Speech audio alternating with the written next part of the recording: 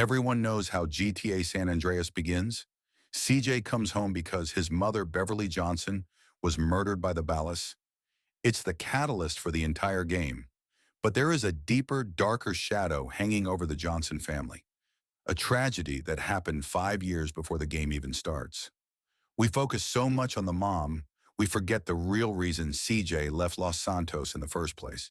He didn't leave because he was bored. He didn't leave because he wanted a career in Liberty City. He ran away because of his little brother, Brian Johnson. Today we are looking at the canon facts, the hidden dialogue, and the psychological evidence to find out what actually happened to Brian and why his death is the secret engine driving the entire story of San Andreas. To understand Brian, we have to look at the lost era of Grove Street, 1987. According to the official San Andreas strategy guide and the game's backstory manual, Brian Johnson was the youngest sibling. When he died in 1987, he was likely around 10 to 12 years old. This date is crucial. 1987 is exactly 5 years before the game starts. In the opening cutscene, CJ says, "I've been in Liberty City for 5 years." This confirms that CJ left immediately after Brian died. The death wasn't just a sad event. It was the breaking point. But notice what's missing. In the game, we see photos of the mom everywhere. But finding a clear image of Brian is almost impossible. He is a ghost in the machine. Many players assume the Ballas just did a drive-by and Brian got hit. But if we listen closely to the dialogue, the truth is much messier. The most damning piece of evidence comes at the very end of the game, in the mission end of the line. Listen to what CJ says to Sweet here. He doesn't say the Ballas killed him.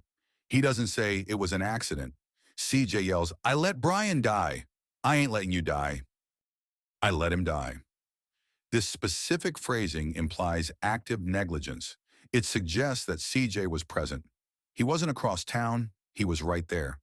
This line alone debunks the theory that CJ was innocent. It implies a situation where CJ had a choice or a responsibility and he failed. This explains Sweet's absolute hatred for CJ at the start of the game. In the mission Sweet and Kendall, right after the cemetery scene, Sweet throws it in CJ's face.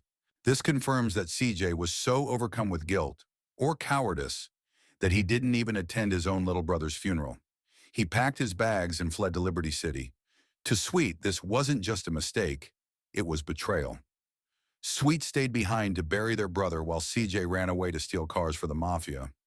This creates a new layer to the story. The game isn't just about gang warfare.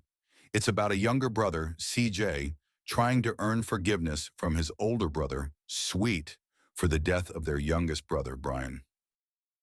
There is one character who gives us a physical clue about Brian, Emmet, the old gun dealer. When CJ first visits him, Emmet is senile and confused. "I thought you was Brian." This tells us something heartbreaking. CJ and Brian likely looked very similar.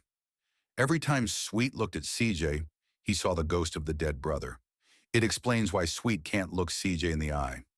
Furthermore, Emmet mentions that he and the brothers used to get up to mischief.